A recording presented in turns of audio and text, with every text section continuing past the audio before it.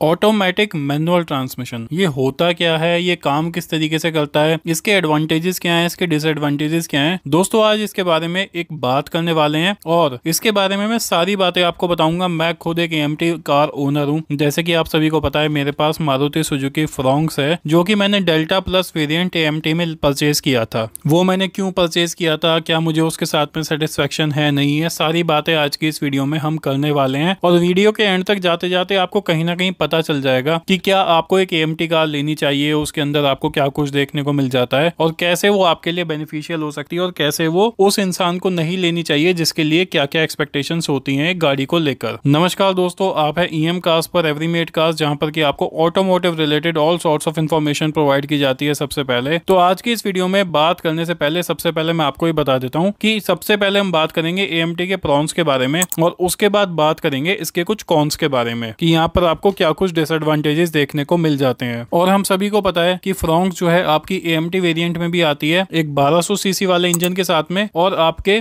Pure automatic transmission के साथ में भी आती है, जिसमें कि ये 6 स्पीड टॉर्क कन्वर्टर के साथ आती है 1000 सीसी टर्बो वाले इंजन के साथ में। तो यहाँ पर सबसे पहले बात कर लेते हैं कि इस गियर बॉक्स की क्या कुछ बेनिफिट्स आपको देखने को मिलते हैं। सबसे पहली बात तो ये कि ये बहुत ही कॉस्ट इफेक्टिव है, ये बहुत सस्ता आ जाता है एज कम्पेयर टू आपके ऑटोमेटिक, आपके डीसीटी या आपके डीएसजी गियर बॉक्स। क्योंकि यहाँ पर अगर मैनुअल से इसके प्राइस को कंपेयर करें तो लगभग 50 से 70 हजार रुपए तक का डिफरेंस आपको देखने को मिलता है। लेकिन अगर वहीं पे आप डीसीटी को, टॉर्क कन्वर्टर को या फिर डीएसजी गियर बॉक्स को देखोगे या सीवीटी को देखोगे तो उनका जो प्राइस डिफरेंस है वो लगभग 1 से 2 लाख रुपए और कहीं कहीं तो 2.5-3 लाख रुपए तक का भी आपको देखने को मिल जाता है। तो ये गियर बॉक्स जो है काफी कॉस्ट इफेक्टिव होता है, जिस वजह से ये बजट कॉन्शियस कंज्यूमर्स को बहुत ज्यादा टारगेट करता है और यहाँ पर उसको लेने के लिए उनको एक हायर कॉस्ट पे नहीं करनी पड़ती है। तो ये आपको सस्ती से सस्ती ऑल्टो जैसी गाड़ी में भी देखने को मिल जाता है और बड़ी से बड़ी गाड़ी में भी, जैसे कि एक्सयूवी 300 आती है, फ्रोंक्स आती है, वहां पर हमें ये गियर बॉक्स का यूज होते हुए देखने को मिलता है।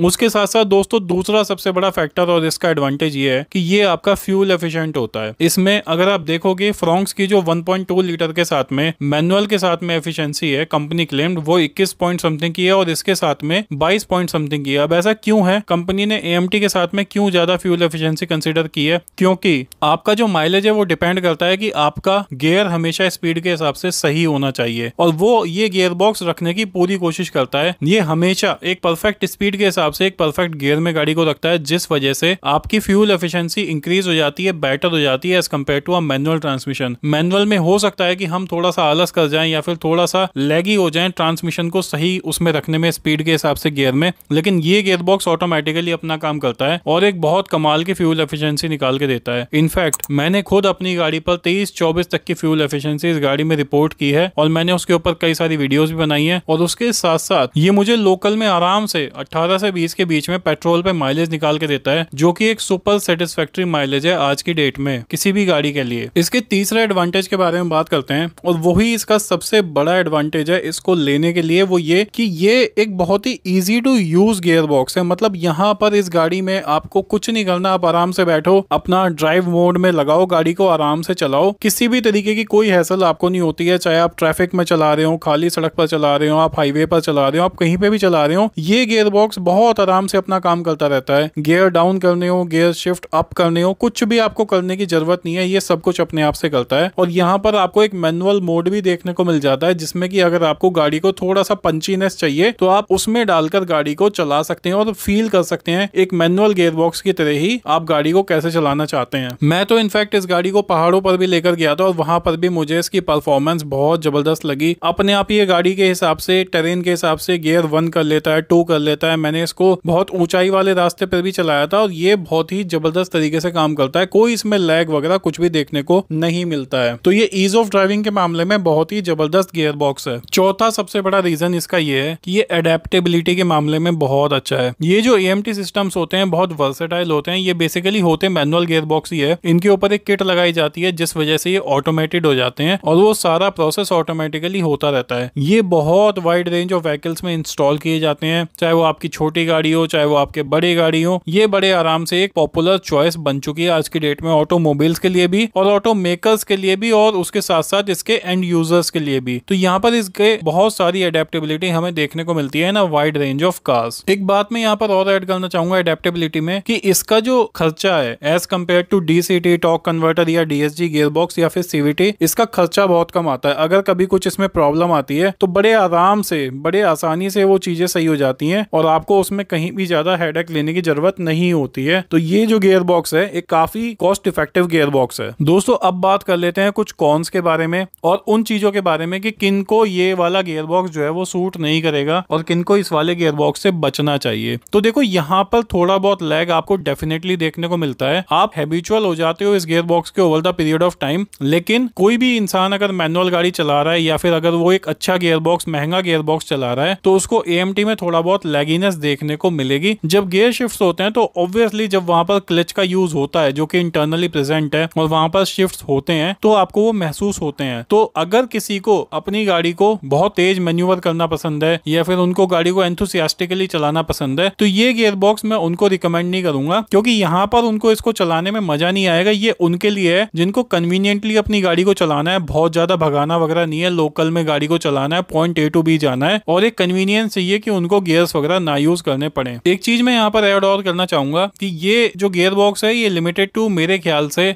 नॉर्मल कार्स है। हालांकि हमें टर्बो कार्स में भी देखने को मिलता है, जैसे कि नेक्सॉन हो गई या XUV 300 हो गई, तो वहां पर इसकी परफॉर्मेंस उस हिसाब से नहीं निकल के आ पाती है। जो टर्बो वाली गाड़ियां होती है वहां पर आपको एक टॉर्क कन्वर्टर गियर बॉक्स या फिर DCT गियर बॉक्स ज्यादा बेटर होने वाला है as compared to an EMT gear box. तो ये जो गियर बॉक्स है मेरे हिसाब से नेचुरली एस्पिरेटेड इंजन के साथ में सबसे बढ़िया काम करता है। उसके साथ साथ एक मैनुअल गियर बॉक्स के मुकाबले एक EMT गियर बॉक्स में थोड़े बहुत वियर एंड टेयर कंपैरेटिवली ज्यादा हो सकते हैं। थोड़े पार्ट्स और इसके इक्विपमेंट की कॉस्ट जो है वो over the period of time आपको पड़ सकती है। तो ये कुछ सारे रीजंस हैं जिस वजह से कि ये गियर बॉक्स, क्या इसके प्रॉन्स हैं, क्या इसके कॉन्स हैं, मैंने सब चीजें आपको बताई। और मेरा जो इसको लेने का सबसे बड़ा रीजन ये था कि मेरे को एक फ्यूल एफिशिएंट गाड़ी चाहिए थी जिसमें कि आपकी एक अच्छी ग्राउंड क्लियरेंस हो, एक कन्वीनियंस हो, मेरे को ज्यादा गियर शिफ्टिंग वगैरह ना करनी पड़े। तो मुझे ये गाड़ी बहुत सूट करी with this gear box option. और इसके अलावा जो इसमें टॉर्क कन्वर्टर वाला गियर बॉक्स आता है वो काफी ज्यादा कॉस्टली हो जाता है, क्योंकि वहां पर जीटा आपकी जो 1 लीटर टर्बो में आती है विद 6 स्पीड टॉर्क कन्वर्टर वो कहीं ना कहीं जाकर आपकी 14 लाख रुपए तक पड़ती है। 14 लाख में आपकी वेन्यू भी आ जाती है DCT। तो वहां पर मेरा जो बजट था वो 10 लाख रुपए तक था, तो वहां पर ये एक काफी अच्छा गियर बॉक्स इस गाड़ी के साथ में बन जाता है। आई होप आपको वीडियो देखकर कहीं ना कहीं क्लैरिटी मिली होगी कि इस गियर बॉक्स में आपको क्या कुछ देखने को मिलता है, क्या यहाँ पर बेहतर है, क्या यहाँ पर बेहतर नहीं है। तो आप अपना बाइंग डिसीजन उस हिसाब से बना सकते हो। अगर आप एक नई गाड़ी लेने का प्लान कर रहे हो तो you can touch base with our consultancy service which is a paid service and charges are bare minimum with the WhatsApp number that's being flashed on the screen. Thank you so much for watching this video. Bye bye, take care of yourself and remember always drive safe. Bye bye दोस्तों।